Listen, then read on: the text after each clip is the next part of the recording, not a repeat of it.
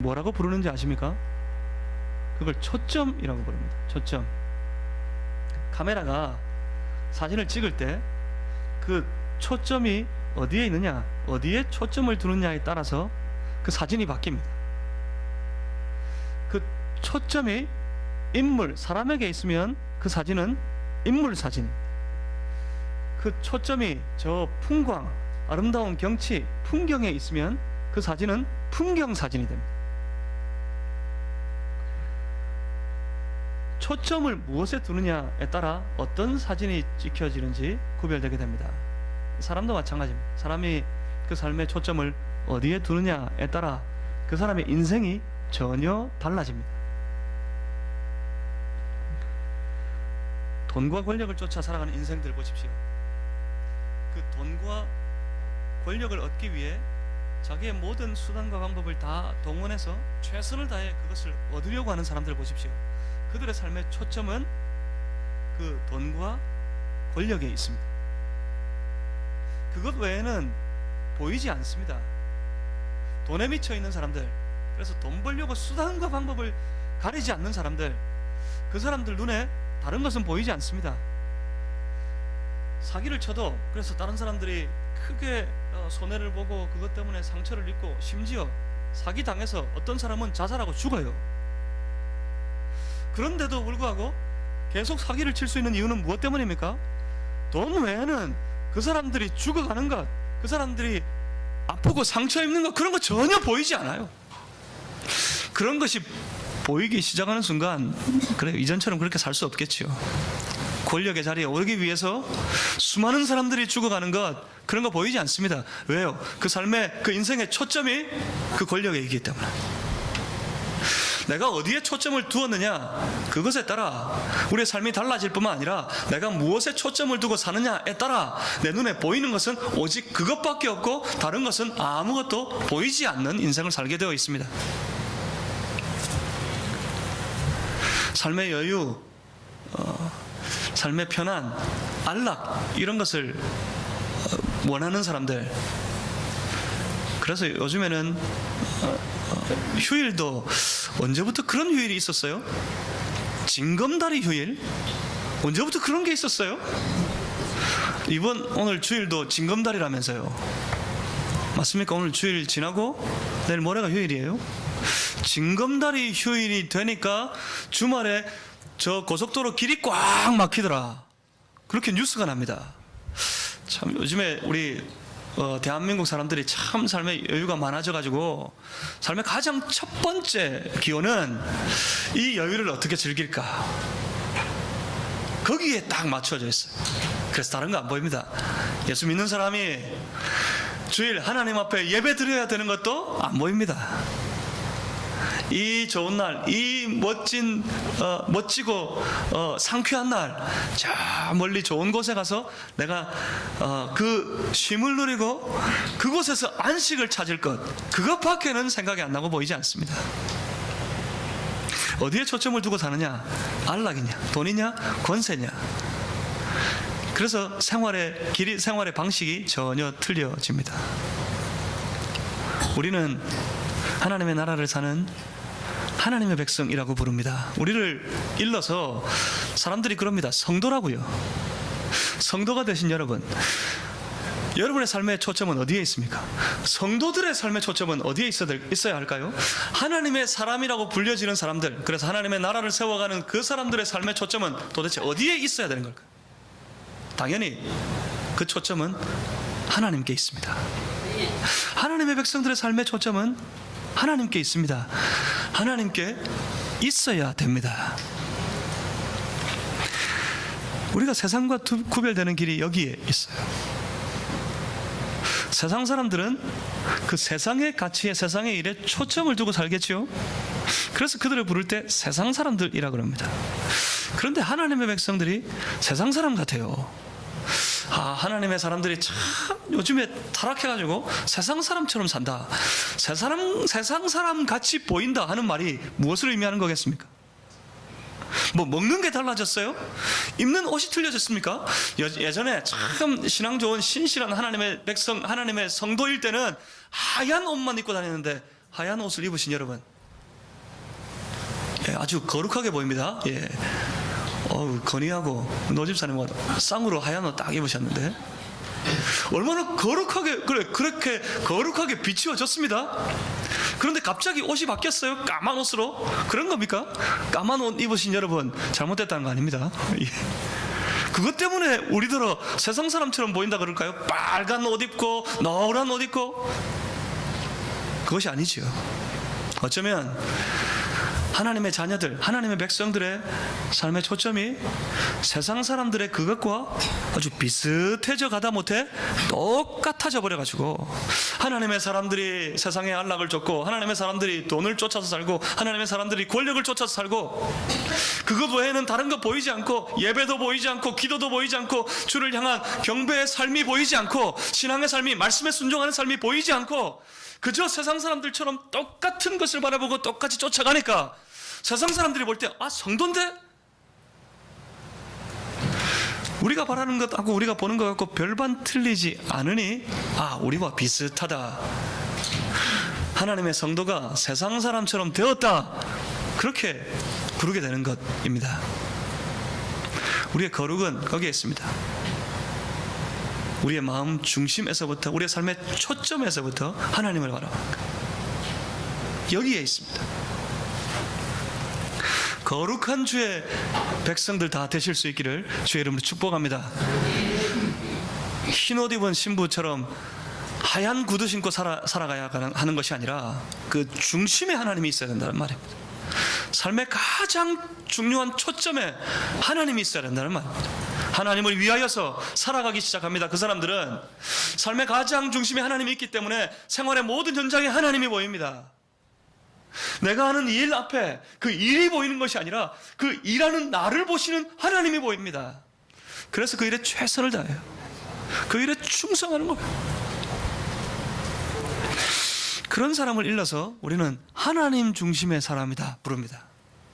하나님 중심의 사람.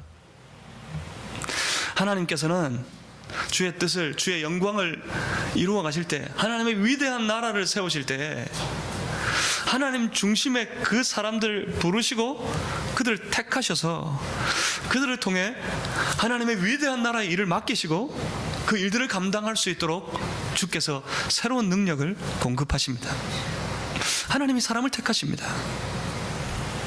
우리는 오늘 위대한 하나님의 나라를, 영광스러운 그 나라를 꿈꾸시는 하나님을 볼 겁니다. 그 위대한 나라를 꿈꾸시면서 그 나라를 세우기 위해 부르시는 사람을 볼 겁니다. 하나님께서 그 사람을 어떻게 선택하시는지를 여러분 함께 보실 겁니다. 위대한 하나님의 나라를 세워가는 그 위대한 사람들, 그 사람들은 신앙의 사람들입니다. 중심에 하나님이 있는 사람들입니다. 하나님께서 그 사람들을 선택하십니다. 하나님께서 그 사람들을 통해서 주의 그 위대한 나라를 세워 가시는 분이십니다. 하나님이 사람을 선택하시는 과정을 보시게 될 텐데, 그 모든 세상의 선택에는, 모든 선택의 과정에는 기준이라는 것이 있습니다. 기준을 통해서 사람을 선택합니다. 직장에서, 기업에서 사람을 뽑을 때도 나름대로 자기들 기준이 있어요. 그 기준에 딱 맞추어서 다 심사해가지고 그 기준에 맞는 사람들을 뽑고 그 사람들에게 그 기업의 일을 맡깁니다.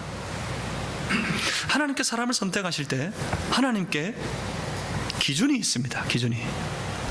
그 기준이 무엇인지를 우리가 분명히 깨달으면 우리 각 사람이 하나님의 선택에 우리가 해당되고 부르심을 받아서 연약하고 부족한 우리가 하나님 앞에 쓰임받는 그런 인생이 될 수 있을 겁니다.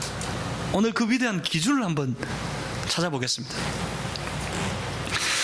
오늘 사람을 선택하시고 세우시는 이 과정에 앞서서 우리가 분명히 먼저 기억해야 될 것은 오늘 본문이 다윗이 역사에 등장하는 첫 번째 장면인데, 다윗에게 기름 부어서 다윗 왕을 위대한 이스라엘의 나라의 통치자로 세우시는 그 시작을 함께 보시는데, 그 전에 우리가 기억하는 것이 있습니다. 다윗 왕 이전에 누가 왕이었습니까? 사울이었습니다. 하나님께서 사울을 포기하셨고 하나님께서 사울을 버리셨습니다. 그랬기 때문에 사울 다음에 누군가를 세워서 선택해서 이스라엘 왕 삼으려고 하시는 것 아니겠습니까? 사울을 버리셨습니다. 먼저 이걸 봅니다. 하나님께서는 왜 누구를 버리시는 걸까요? 하나님께서는 누구와 함께 하실 수 없는 걸까? 우리가 그것을 알고 내가 하나님께서 버리시는 그런 사람 되지 않는 것이 먼저이겠습니다. 하나님께서 함께 하실 수 없는 사람, 그 사람 되지 않는 것이 먼저이겠습니다. 하나님께서 사울을 버리십니다. 왜 버리셨습니까?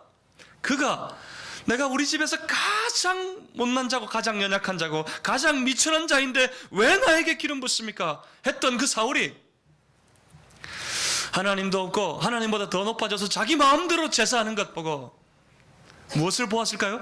사울의 교만을 보고 하나님께서 그 사울을 버리셨습니다. 그가 하나님보다 더 높아져 버린 사울의 교만, 그 교만으로 인하여서 하나님의 말씀을 버리고 말씀대로의 삶을 버리고 그가 하나님의 말씀에 순종하지 아니하는 삶, 불순종하는 자 되었을 때 하나님은 사울을 포기하셨습니다. 왜 버리셨습니까? 왜 포기하셨습니까? 교만한 자 버리십니다. 하나님 말씀에 순종하지 아니하는 자 하나님 포기하십니다. 그러면 하나님 앞에 택하심을 받고 부르심을 받아 위대한 영광 가운데 쓰임받는 인생이 되기를 소망하는 우리는 먼저 여기에서 시작해야 됩니다. 하나님 앞에서 하나님이 함께 하실 수 없는 사람, 교만한 사람, 말씀에 순종하지 아니하는 불순종의 사람 되지 말아야겠다. 여기에서 시작입니다. 하나님 앞에서의 겸손, 선포하시는 모든 말씀에 대한 순종, 이것이 가장 기본입니다. 그 기초에서 우리 시작합니다. 하나님 앞에 엎드리고 주시는 말씀 붙잡겠습니다. 그 결심 속에 오늘 말씀을 한번 쫓아가 보겠습니다. 하나님께서 사울을 이을 새로운 왕을 선택하시기 위해서 한 사람을 보내시는데 그 사람이 바로 사울에게 기름 부었던 선지자 사무엘입니다. 그 사무엘을 불러서 급하게 보냅니다. 함께 읽지는 않았는데 16장 1절에 보시면 여호와께서 사무엘에게 이르시되, 하나님께서 사무엘에게 말씀하셨다는 말입니다. 내가 이미 사울을 버렸다. 그런데 언제까지 그 사울을 위해 네가 슬퍼하고 있겠느냐? 너는 다시 내 뿔에 기름을 채워서 가라. 어디로요? 베들레헴으로 가라 하십니다. 베들레헴 사람 이새에게로 보내리니 이는 내가 그의 아들 중에서 한 왕을 보았느니라. 사울은 버리셨고 저 베들레헴 사는 이새의 집에 그 아들들 중에 내가 한 왕을 보았다 하십니다. 우리 개역 개정판 성경 말고 이 성경이 번역되기 이전에 개역 한글 성경에는 이렇게 말씀하셨어요. 이는 내가 그 아들 중에 한 왕을 예선하였음이라. 사실 이 번역이 더 정확합니다. 예선하였다, 미리 선택하였다. 영어 성경에 I have chosen one of his son to be king 이랍니다. 하나님께서 chosen하셨다고, 내가 이미 선택했다고 말씀하십니다. 그래요, 선택의 문제입니다. 오늘 본문의 문제는 선택의 문제입니다. 누구를 선택하시느냐, 그런데 왜 그를 선택하셨느냐, 이것이 오늘 우리가 본문에서 쫓아서 분명히 발견해야 될 하나님의 말씀입니다. 급하게 사무엘을 보내셔서 베들레헴에 사는 이새의 집에 달려가게 하셨는데 이유는 하나님이 선택한 이스라엘의 왕이 그의 아들들 중에 있었기 때문입니다. 이제 우리는 지금부터 하나님께 사람을 선택하시는 과정을 봅니다. 사무엘이 베들레헴 성에 가까이 갑니다. 본문 4절에 사무엘이 여호와의 말씀대로 행하여 베들레헴의 이름에 성읍 장로들이 떨며 그를 영접하여 이르되 평강을 위하여 오시나이까? 이전에도 사무엘이 자주 왔었나 봐요. 각 성에, 이 베들레헴 성에도 자주 왔었나 봐요. 근데 올 때마다 혼났어요. 잘못한 것들을 드러내어서 재판하는, 심판하는 일을 사무엘이 했었습니다. 그래서 또 저 멀리 사무엘이 옵니다. 또 무언가 우리에게 잘못이 있어서 우리가 사무엘 앞에 재판받게 될 것은 아닌가. 그래서 그들은 두려워서 떨었습니다. 온 성이, 그 성의 원로들이, 특히나 그들이 떨었습니다. 떨며 그를 영접하면서 하는 말이, 이번에는 우리를 재판하기 위해서입니까? 아니면 이번에는 평강을 위해서 오십니까? 그랬더니 사무엘이 대답합니다. 이르되 평강을 위함이니라. 내가 여호와께 제사하러 왔으니 스스로 성결하게 하고 와서 나와 함께 제사하자. 평강을 위해서 왔고 심판하거나 재판하기 위해서 온 것이 아니라 평강을 위해서 왔으니 함께 모여서 스스로 다 성결하게 하고 깨끗하게 하고 하나님 앞에 제사하자. 그렇게 사무엘이 베들레헴 성의 원로들에게, 성 사람들에게 그렇게 외칩니다. 그리고 제사를 하되 사무엘이 조건이 하나 있습니다. 이번에는 이새와 그의 아들들을 성결하게 하고 제사에 청하니라. 이새의 아들들도 이 제사에 참여하게 하라. 그렇게 명했습니다. 이새의 가족들을 청했을 때 사무엘에게는 단순히 제사만이 그들을 청한 목적이 아니었습니다. 사무엘의 원래 의도는 딴 데 있었어요. 그 이새의 아들들 중에 있을 하나님이 선택한 이스라엘의 새로운 왕, 그가 누구일까? 이것이 사무엘의 중심에, 사무엘의 마음에 온통 그것밖에 없었고 그것밖에 보이지 않았습니다. 이새의 가족들이 옵니다. 이새의 가족들이 올 때 제일 먼저 이새가 보이지 않았습니다. 당연히 이새가 보이지 않고요, 이새가 먼저 들어오는데 그 뒤로 따라오는 그 아들들이 보입니다. 그 아들들이. 사무엘의 눈에는 그 아들들밖에 보이지 않아요. 제일 먼저 그 집에 장자가 들어옵니다. 그 장자가 들어오는데 사무엘의 눈이 번쩍 뜨였습니다. 6절 말씀입니다. 그들이 오매 사무엘이 엘리압을 보고 마음에 이르기를 여호와의 기름 부으실 자가 과연 주님 앞에 있도다. 엘리압을 보자마자 사무엘이 생각한 게 그거예요. 하나님께서 기름 부어서 이스라엘의 왕으로 세우실 자가 바로 저 엘리압이구나.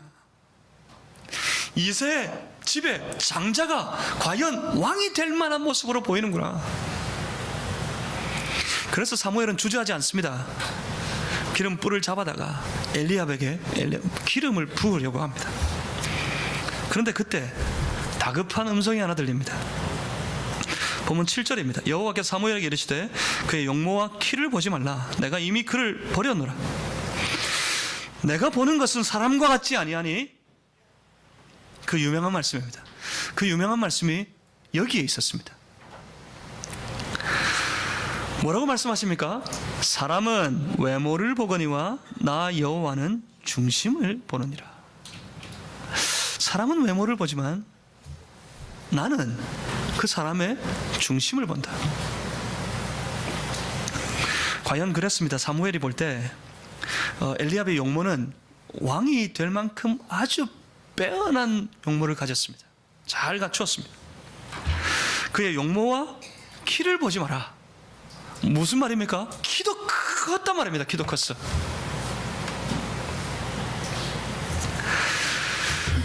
사무엘의 눈에 그 엘리압의 용모가 비추어졌을 때 그는 반했습니다. 그를 왕으로 세워야겠다. 왕이 될 자가 바로 이 사람이다 생각했습니다.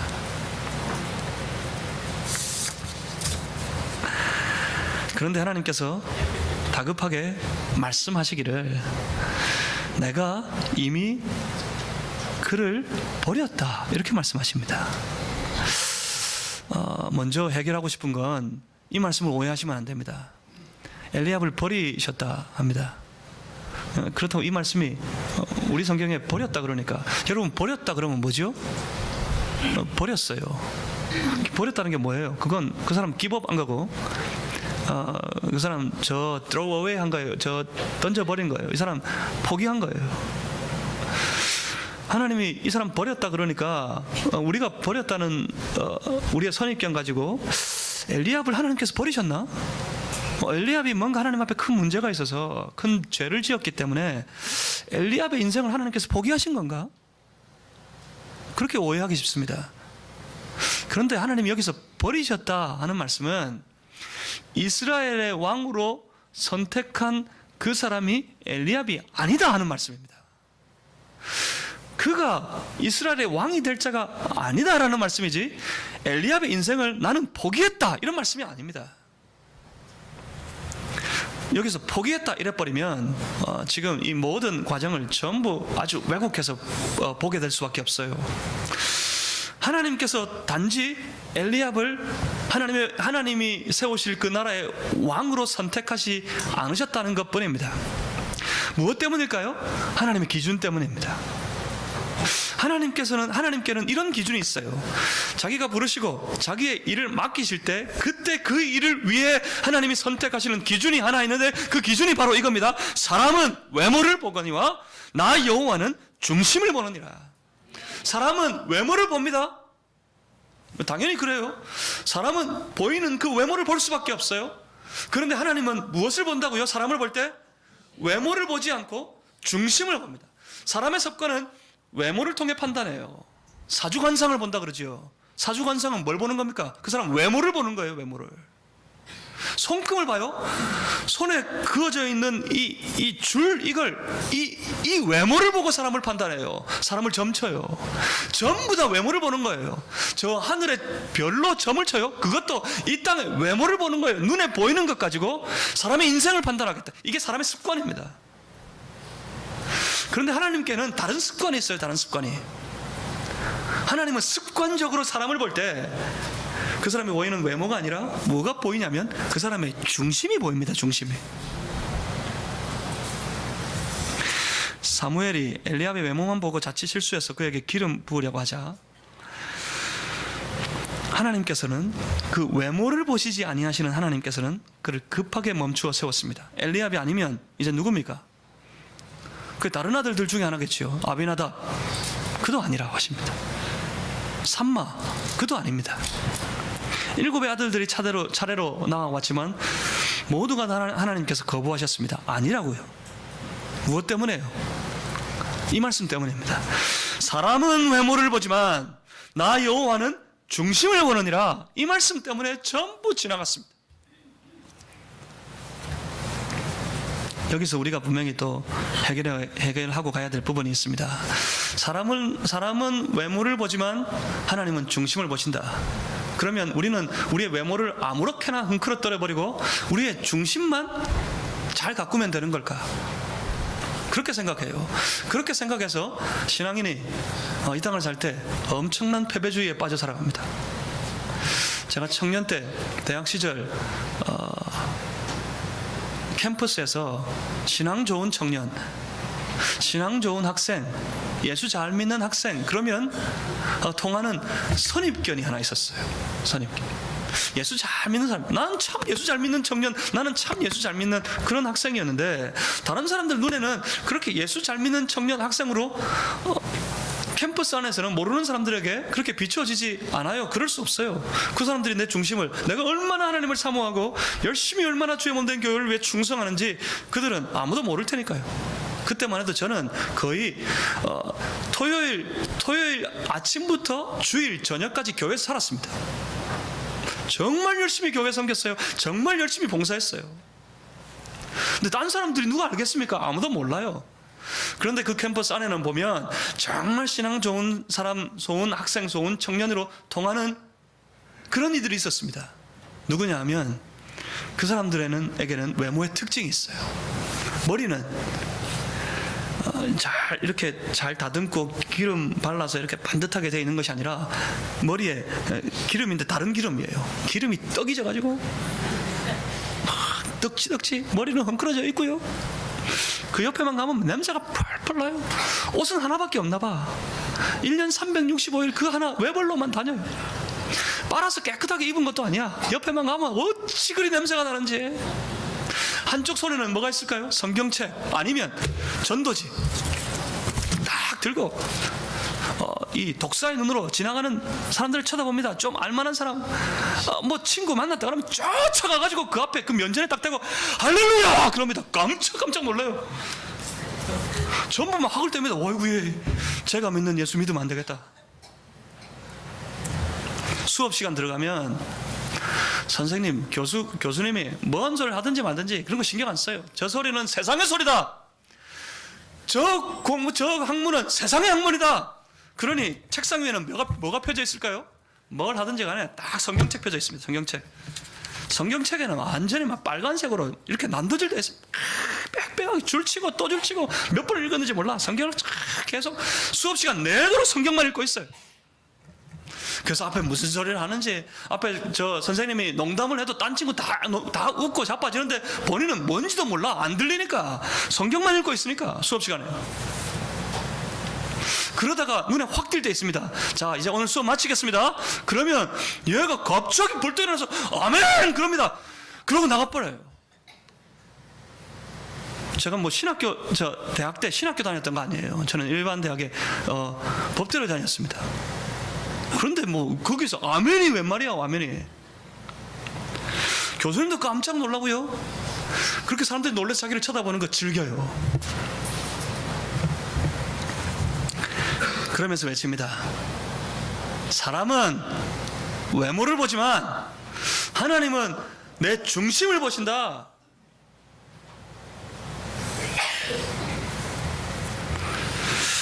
그리고 나서 성적표를 받으니까 성적표에는 줄줄이 F만 있습니다. 학교도 졸업 활동 말동이에요. 그런데 이 친구 교회 가면 형편이 틀립니다. 학교에서는 저 친구 다니는 교회 다니면 안 되고, 제가 빠진 예수 빠지면 안 되고, 그러는데 이렇게 거의 왕따 비슷하게 혼자 스스로 모두를 왕따 시킨 거지. 그렇게 살다가 교회 가면 형편이 확 달라집니다. 교회 가면, 그런 청년이 교회 오면 뭐라고 부릅니까? 이야, 참 신앙 좋은 애다. 교회 가면 대접받습니다. 인정받습니다. 집에서는 걱정인데, 저거 졸업해가 취직이나 하겠나? 간신히 졸업해서 취직을 했어요. 취직을 했단 말입니다. 취직을 해가지고 직장을 나갑니다. 직장을 나가면 어떡할까요? 뭔 일을 시키든지 말든지, 무슨 일이 있든지 말든지 하루 종일 틈만 나면 성경 보고 있어요. 뭐 일을 시키는데 그 일에는 별로 열심도 없어요. 죄 많은 이 세상 내 집 아닌데 뭔 아무런 성과도 없어요. 그래서 늘 구박받고요. 그런데 그럽니다. 늘 구박덩어리인 그 사람이 옆에 있는 사람한테 예수 믿어, 교회 가자. 가겠습니까? 잘 믿는 너나 믿으라, 잘 가는 니 나가라. 그렇지. 그런데 그 사람 일주일 내도록 돌림당하고 이제 일도 안 맡겨요. 일 맡겨봤자 뭐 되는 게 아무것도 없으니까. 일도 안 맡기니까 얼마나 시간 많고 좋아요. 맨날 성경 보고. 그렇게 거의 왕따 비슷하게 직장에 살다가 교회 갑니다. 교회 주일만 기다려요. 주일만. 왜요? 주님을 사모해서? 주님이 너무 좋아서 주일을 기다릴까요? 아니요. 직장에서 너무 괴로웠어. 전부 자기를 이렇게 돌리고 왕따당하고 괴롭고 아무도 인정 안 해주고 일도 안 맡기고 너무 괴로워. 그래서 주일을 기다립니다. 왜요? 교회로 도망치려고. 교회로 도망쳐 옵니다. 교회로 도망쳐 왔더니 분위기가 완전히 틀려요. 성경책 그 사람이 들고 온 예배를 드리겠다고 탁 있는데 성경책을 탁 펴는데 보니까 뭐 내 성경책에는 성경을 하도 안 읽어가지고, 이것도 문제입니다. 일주일 내도록 성경 한 줄도 안 읽어가지고 성경은 완전히 맨날 1년 365일 새 책이야. 그렇죠? 안 보여서. 우리 장로님은 이렇게 줄도 많이 쳐져 있고 그렇습니다. 난 새 책인데 그 집사님 와서 딱 앉아서 성경책을 딱 펴는데 와, 전부 빨간 줄이야. 대학 때부터 빨간 줄을 쳐대기 시작했으니 얼마나 빨간 줄이겠습니까? 기도하는데 막 절박해요. 늘 사시나무 떨듯이 벌벌 떨면서 기도합니다. 왜요? 절박하거든. 세상에서 너무 치였기 때문에. 이제 도망 왔으니까. 사람은 외모를 보지만 하나님은 내 중심을 보시니까 하나님은 나를 이뻐해 주시겠지. 그래서 교회에서 신앙 좋은 집사님으로 통하고 인정받고, 그래서 무슨 회장도 되고 권사도 되고 안수집사도 되고 장로도 되고 그럽니다. 그런데 삶의 열매가 별로 보이지 않아요. 뭐가 잘못됐을까요? 뭔가 잘못되지 않았습니까? 이 모든 일들이 오해해서 그래요. 이 말씀을 오해했기 때문에 그렇습니다. 사람은 외모를 보지만 하나님은, 나 여호와는 사람의 중심을 본다. 이 말씀을 오해했기 때문에 그렇습니다. 이 말씀을 자칫 오해하면 안 됩니다. 외모는 내 마음대로 돼도 된다. 외적인 내 모든 삶은 아무렇게나 방치해도 된다. 그냥 중심만, 눈에 안 보이는 그 중심에만 잘 가꾸고 잘 다듬으면 된다. 그런데 전혀 그렇지 않습니다. 중심을 잘 가꾸면 외모로 빛이 나게 되어 있어요. 중심이 온전하면 그 외적인 모든 삶이 모든 사람들에게 아름답게, 귀하게, 멋지게 비추어 보여지게 되어 있습니다. 성령 충만하면 얼굴 표정이 달라진다고 그랬죠. 성령 충만하면 보여요. 얼마나 다정하게 보인다고. 성령 충만하면 보여요. 얼마나 멋지게 보인다고. 사랑하면 이뻐진다고요? 그건 사실인지 모르겠습니다만은 예수님과 사랑이 한번 빠지면, 그래서 성령에 충만하고 나면 그 사람이 이전과는 전혀 다른 모습, 성령 수술할 필요도 없어요. 성령 충만하면 이뻐져요. 이뻐져. 사람은 외모를 보거니와 나 여호와는 중심을 보신다. 만약 사람들이 이해하는 것처럼 외모는 못생기고 외모는 전혀 돌보지도 않았고 외적인 실력은 아무것도 갖추지 못한 채 그 속에서 열심히 성경 보고 기도만 하고 있으면 하나님 택해 주실 거야. 그렇게 된다면 본문의 말씀이, 이전부터 나타나는 본문의 말씀이 완전히 틀려져야 돼요. 만약 엘리압이 너무 그 용모와 키가 멋지고 훌륭했기 때문에 하나님께서 버리셨다면, 아비나답, 삼마, 그 이새의 다른 아들들이 너무나 외적으로 뛰어났기 때문에 그가 하나님으로부터 버리심을 받았다면 그 뒤에 등장하는 다윗은 어떻게 돼야 될까요? 다윗은 작아야 됩니다. 그런데 작았습니다. 진짜. 왜요? 왜 작았을까요? 어렸으니까 아직 애니까. 작아야 돼. 또 그러면 얼굴은요, 못생겨야 돼요. 못생겨야 돼. 그 외모는 밖에서 양친다고 한 번도 머리를 안 감아가지고 막 기름에 떡칠을 하고 냄새가 펄펄 나는 외모여야 돼. 그리고 그는 양을 치지만 실력 없는 양치기여야 합니다. 그래서 사람들이 하는 말 있죠. 멋진 말 있습니다. 그렇게 다윗처럼 못생기고 힘없고 능력 없는 사람을 하나님께서는 불쌍히 여겨가지고 그를 높이 들어 사용하시는 거야. 성경에 많은 경우가 그렇지 않느냐? 예수님도 예수님의 제자를 뽑을 때 엘리트들, 잘난 사람들 뽑은 게 아니라 낮고 천한 사람, 못생긴 사람, 돈도 없고 못 배운 그런 사람들을 주님이 선택하셔서 그렇게 제자로 사용하셨잖아. 그러면 나도 못생겼으니까 좋겠다. 못생기신 여러분, 우리 교회는 아무도 없다 그러지요. 이게 정평이 나 있습니다. 우리 교회는 못생긴 사람이 아무도 없다는 거. 큰일 났습니다. 우리는 다 이쁘고 잘생겼으니까 하나님 앞에 쓰임받기가 걸렀나 봅니다. 그래서 어떻게 하면 됩니까? 세상 등지고 교회밥만 먹고 살까요? 그런데 죄송하게도 사무엘이 다윗을 만나는 장면 한번 보십시오. 전혀 틀립니다. 그런 기대가 산산조각 납니다. 보면 11절입니다. 또 사무엘이 이새에게 이르되 내 아들들이 다 여기 있느냐? 이새가 이르되 아직 막내가 남았는데 그는 양을 지키는 자니이다. 아직 막내가 남았다. 그는 양을 지키는 나약한 어린 보잘것없는 아이다.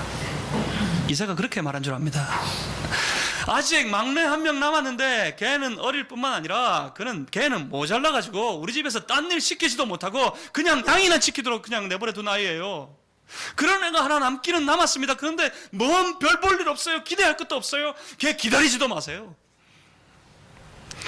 그런데 사무엘은 이상합니다.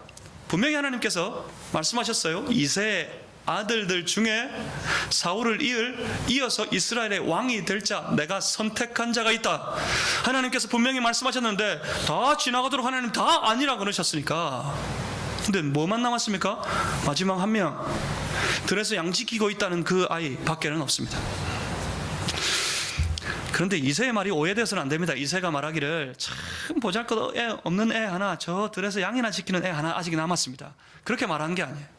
이새의 말은 이런 말입니다. 아직 어리다 하는 말입니다. 제사라 그랬습니다. 사무엘이 여기에 온 이유가 제사 때문이라고. 이새의 가족들을 성결하게 해서 초청한 이유가 무엇 때문이었습니까? 제사의 자리에 오게 함께하게 하라 였습니다. 이새가 그 아들들을 다 데리고 가족들과 함께 올 때 제사를 드리기 위해서 여기에 왔습니다. 왕으로 뽑히려고 온 게 아니에요. 제사 드리려고 왔어요. 그런데 당시의 풍습에 의하면, 유대 풍습에는 하나님께 제사 드릴 때 제사 의식에는 성인만이 참여하게 되어 있습니다. 무슨 말입니까? 다윗은 성인이 아니었다는 말입니다. 그 집에 양을 치는 일은 성인이 되지 못한 아들들이 하는 겁니다. 그러니까 본문 이새의 말은 모자란 애 하나 남았다는 게 아닙니다. 아직 어린 애 하나 남았다는 말입니다. 이새의 집이 양을 치는 것을 본업을 하는 집이 아니었기 때문에 그 일을 맡을 이가, 다른 이들은 다른 일을 다 하는데 맡을 이가 다윗밖에는 없었습니다. 성인이 되지 못하여서 들에서 양을 치고 있는 아들 하나 아직 남았습니다. 어린 아이에 불과합니다. 그런데 사무엘이 그럽니다. 그 아들 하나밖에 없으면 마지막까지 봐야 될 거 아닙니까? 걔를 데리고 와라. 데려오지 않으면 나는 식사의 자리에 앉지 않겠다. 12절에 말씀합니다. 이에 사람을 보내어 그를 데려오매 그의 빛이 붉고 눈이 빼어나고 얼굴이 아름답더라. 우리의 기대는 여기서 다 깨져버렸습니다. 산산조각이 났어요. 사무엘이 남은 아들을 보기 원했고 그 아들을 급하게 불러왔습니다. 다윗이 급하게 헐레벌떡, 아빠가 부르니까 열심히 헐레벌떡 달려왔어요. 저 멀리 달려오는데 사무엘이 봤습니다. 사무엘이 보자마자 다윗이 어떻게 보였습니까? 다윗이 보이기를 이에 보내 그를 데려오매 그의 빛이 붉고 눈이 빼어나고 얼굴이 못생겼더라, 아름답더라. 그의 빛이 붉다 할 때 이 말씀은 그의 머리카락, 머리털의 빛이, 머릿결이 붉은 빛을 띠었다 하는 말씀입니다. 머리에 붉은 빛을 띠었다. 당시 유대 사회에 아주 출중한 외모를 가진 사람, 그 사람을 판단하는 세 가지 기준이 있는데 그 중에 첫 번째가 머릿결입니다. 머릿결. 머리에 붉은 빛을 띠었다. 그건 정말 멋지게 보인다는 말입니다. 그리고 눈이 빼어나다. 이 빼어나다를 원어로 읽으면 그렇게 됩니다. 맑고 빛이 난다 하는 말이에요. 다윗을 봤는데 저 멀리 뛰어오는데 눈빛이 보여요. 눈빛이 어땠다고요? 아주 초롱초롱 맑고 밝은 광선이 나올 듯이 빛이 났어요. 그런 사람, 그런 눈빛을 가진 아이를 보면 우리는 뭐라 그러죠? 얘 참 총명하게 생겼네 그럽니다. 두 번째 준수한 사람을 판단하는 기준이 눈빛이었습니다. 그리고 활용점정입니다. 결론적으로 뭐라 그럽니까? 얼굴이 아름답더라. 한마디로 말하면 잘생겼더라. 머릿빛, 눈, 얼굴 모양, 이것이 잘생긴 사람, 훌륭한 사람, 출중한 사람을 구분하는 세 가지 기준입니다. 그러고 보니 다윗은 그 기준에, 세 가지 기준에 다 합당해요. 엘리압을 설명할 때도 이렇게 자세히 설명 안 했습니다. 아비나답도 삼마도 그냥 지나가 버렸어요. 그런데 다윗의 외모를 가장 자세히 설명하고 있습니다. 참 사무엘이 볼 때 다윗을 보니 참 그런 잘생긴 청년, 잘생긴 그런 아이였다.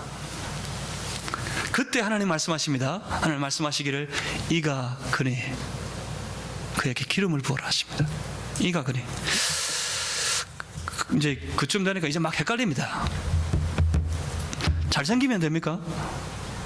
잘생겨야 되는 걸까요? 외모를 잘 가꾸어야 된다고 제가 여러분에게 설교하고 있는 걸까요? 오늘부터 다 붉은색으로 염색하시고 눈에는 빛이 나는 렌즈를 끼시고 얼굴에 하얀 분칠을 하고 다니십시오. 그러면 하나님이 딱 눈에 띄어가지고 기름 붓고 선택하실 테니까. 그러는 걸까요? 잘 보십시오. 그의 머릿결, 빛나는 눈, 잘생긴 얼굴, 그 얼굴을 보고 그 외모를 묘사하고 그 외모를 설명하고 있는 사람이 누구입니까? 하나님이십니까? 아닙니다. 사무엘입니다. 사무엘은 여전히 뭘 보고 있다고요? 사람의, 다윗의 외모를 보고 있다고요. 이 사람의 습관이에요. 외모를 보고 있어요. 그런데 하나님은 무엇을 보신다고요? 중심을 보신다고요. 다윗은 달랐습니다. 다른 형제들하고 틀렸어요. 다른 형제들처럼 다 잘생기고 멋지고 훌륭한 출중한 외모와 실력을 갖춘 그런 아들이었겠지만, 그렇지만 다른 형제들하고 다른 것이 하나 있습니다. 하나님 보실 때 뭐가 틀렸을까요? 그의 중심이 틀렸습니다. 분명히 기억하십시다. 하나님 말씀하셨습니다. 하나님께서 사람을 선택하시는 기준은 7절 말씀이었습니다. 사람은 외모를 보거니와 나 여호와는 중심을 본다. 사람의 중심을 보시는 하나님, 그때 다윗의 중심을 보셨습니다. 다윗의 중심에 무엇이 있었다는 말입니까? 다윗의 중심에는 하나님밖에 없었습니다. 다윗의 중심에는 하나님을 향한 열심이 있었습니다. 다윗의 중심에는 하나님 앞에서 충성을 다할 삶의 온전한 모양이 있었습니다. 그의 행위가 언제나 하나님 앞이었어요. 그의 모든 삶이 하나님 중심이었습니다. 하나님을 섬기는 사람, 그 중심에서부터 하나님을 향하여서, 하나님을 위하여서 하나님을 섬겨 살아가는 사람, 하나님을 중심으로 섬기는 사람, 그들의 삶은 어떻습니까? 중심에 하나님이 있는 사람은 언제나 어떤 일이나 하나님을 위하여서 삽니다. 하나님을 위해 모든 일에 최선을 다합니다. 학생이면 학교에서 공부를 최선을 다할 겁니다. 직장인이면 직장에서 맡겨진 일에 최선을 다할 겁니다. 왜요? 하나님 앞이니까. 그 중심에 하나님이 있으니까. 여기는 하나님 없는 자리, 여기에는 하나님 있는 자리, 그런 거 없으니까 모든 삶의 자리가 오직 그 중심에 있는 하나님과 함께이기 때문에 그는 최선을 다합니다. 다윗이 그렇습니다. 다윗은 양치는 소년이었어요. 양치는 어린 아이에 불과했습니다. 다윗이 전쟁터에 나갈 때, 졸지에 전쟁터에 나가서 골리앗과 싸워야 됐을 때 다윗의 고백했던 말을 우리 한번 기억해야 합니다. 다윗이 그때 외쳤습니다. 다윗이 사울에게 고하되 주의 종이 아비의 양을 지킬 때 사자나 곰이 와서 양떼에서 새끼를 움키면 내가 따라가서 그것을 치고 그 입에서 새끼를 건져내었고 그것이 일어나 나를 해하고자 하면 내가 그 수염을 잡고 그것을 쳐 죽였습니다. 저 맹수가 오면 양치는 아이들은 쫓아가 동네 어른들을 부릅니다. 여기 맹수가 와서 양 다 잡아가요. 그러고 도망치면 그만해요. 그럼 다윗은 어떻게 했다고요? 달려갔다고요. 싸웠다고요. 쳐서 죽였다고요. 그 어린 소년이. 그리고 고백하기를 뭐라 그랬는지 아십니까? 그때 하나님께서 나를 지키셨다고.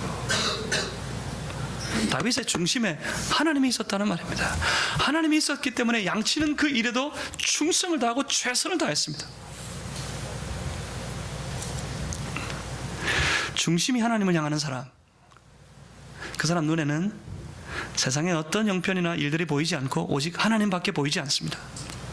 중심이 하나님을 향해 있는 사람, 그들은 그 모든 삶의 자리에서 오직 하나님을 위하여서 충성과 최선을 다합니다.